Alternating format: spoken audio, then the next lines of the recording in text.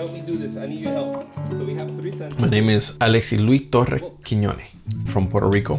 Currently, I'm teaching English to kids in Shinjuku. My cousins and I, since we were in kindergarten, all the way to 12th grade.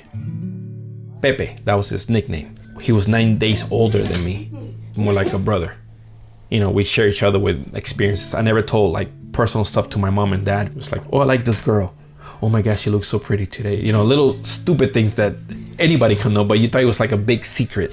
And you can only tell one person in the world. And I could trust him to tell him stuff. You know, like, oh, today I saw her and she looked at me for 3 seconds. Does that mean she likes me? What do you think?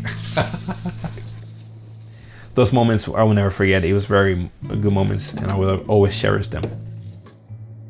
After school, they take us to my grandma's house, eat, because my parents worked. Sometimes she would bring a TV out. We could put our Super Nintendo and play games there. Kids will walk by and they see inside we're playing like Street Fighter 2. We had like spectators, people looking at my cousin Pepe and I playing each other. It felt pretty cool. We would run to like the kitchen and see what she's making because I can kind of tell. Everything was delicious, but my favorite was the bistec and cebollado. So I remember I saw the avocado perfectly cut with plantains, and then she had like the rice and everything. I was like, oh, bistec tonight. I told my cousin, oh man, we're gonna eat bistec today. She's like, okay, dinner's almost ready. And we dropped immediately what we were doing. And I would go straight to the kitchen to eat. She's like, I made it with love. She used to say that all the time. That's why it tastes so good. I'm like, oh, okay, I understand now. When I finished eating, I'm like, oh, I wonder what's gonna be for dinner tomorrow. So I was really attached to her. I was blessed in that area about being fed. The way to make the bistec, you get the bistec meat and you season it with salt, pepper, sazon, both sides, put it on the frying pan. Meanwhile, what you're doing is you cut the onions and then you put it on top. It has that flavor. Also has white vinegar with potato and everything. Nowadays you can buy red beans already made and just put the pot and then put the beans and cook it. Okay, they're perfect.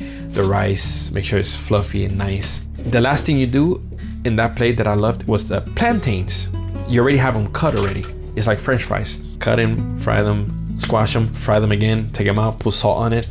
And if that was the best thing in the world, avocado, and put it on your plate.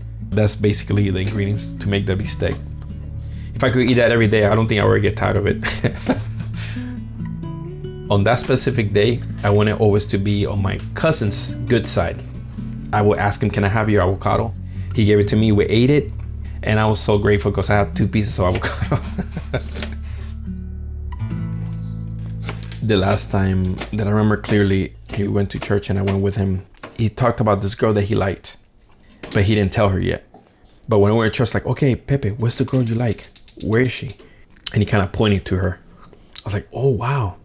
Yes, she's very pretty. I was like, you talk to her? It's like, oh yeah, we talk sometimes. Does she know you like her? She's like, no. I was like, you have to tell her, man. You have to tell her. After church, they started talking. I was excited for him. And then I was like, wow, he's talking to her, hopefully. The last time I remember being face to face with him and enjoying his company. I remember just like it happened yesterday. If I remember correctly, I was playing PlayStation 1. All of a sudden, the house phone rang. When I picked it up, it was my grandma. I was like, hello? And then she said, hello, but in a way different tone that I never heard from my grandma. Serious and like just down, just not her. And I was like, Ita, what's wrong? I was like, is your mom there? Just please let me talk to your mom. I felt like my grandma wasn't my grandma. Mom, grandma. I just started walking back to my room, but it's weird. It's like everything around me, the sound was muted. I almost felt like my heart was gonna come out my ears. Dun, dun, dun, dun. Like kind of scared. My body was like cold. I was clenching my fists. She was like, what?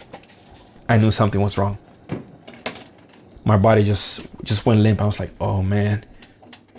And then at that time, my mom was crying and I was like, everything's around me, but everything just paused. And my full 100% attention was to listen to my mom. And the minute she hung up and I heard her walking towards my room, each step felt like, please, no, don't come now, because I knew it was gonna be bad news. I knew it. So when she came in, my mom is very strong, very strong. She told me the bad news, and then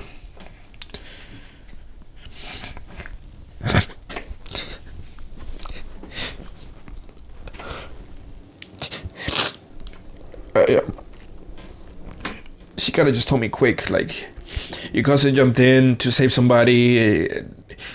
The water took him away, and they can't find him. It's been like 3 days.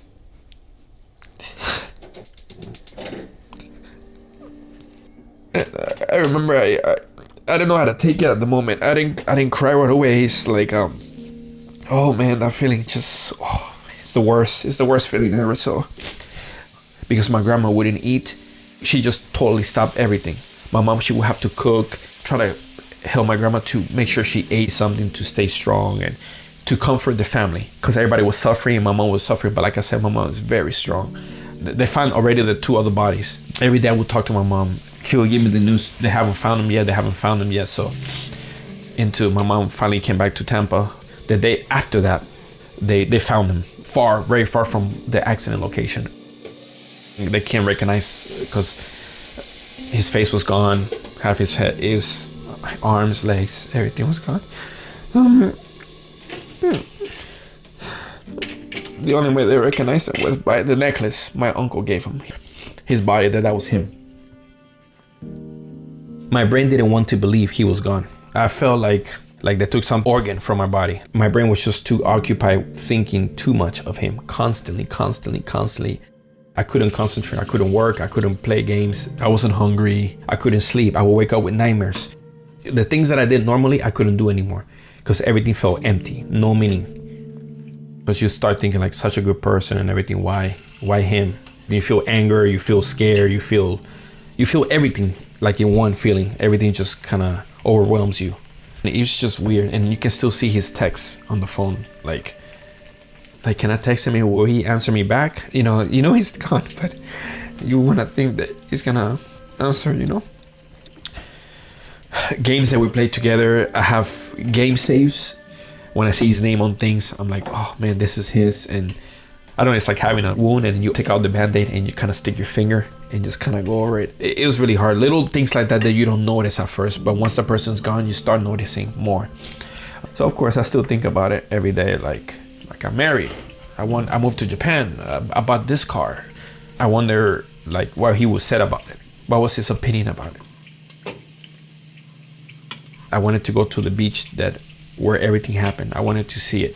I mean, I don't know why I want to go to the place where my cousin got pulled away and stuff, but I wanted to see why there. And I don't know. I try not to like rehash that wound, but it's part of my life that made me the person I am. It's always good to love, to care about the people that love you. He didn't only change my life, but I'm sure he changed many lives around him, which they will never forget about him. I'm proud of him. I know he's in a better place. He's resting now, and I'm sure he's in heaven happy for me. When he was gone, I realized that you could be gone any day, any moment. We never know when we're gonna leave this earth. I don't know if I'm gonna die tomorrow or today or whatever. So each day I try to give my best to my loved ones.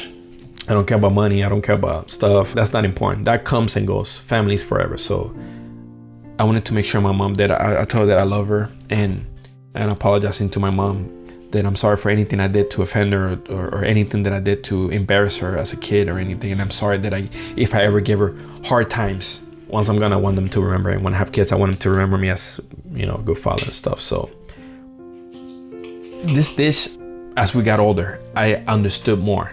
Giving is always better than receiving. I learned the value of family.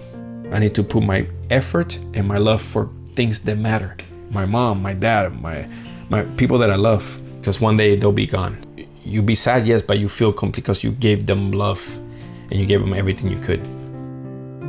I feel complete when I'm with my family. I don't even have to talk. I could just see them talk to each other or eat and just laughing. That right there is like a moment in life that I always wish I could pause and just kind of stay there.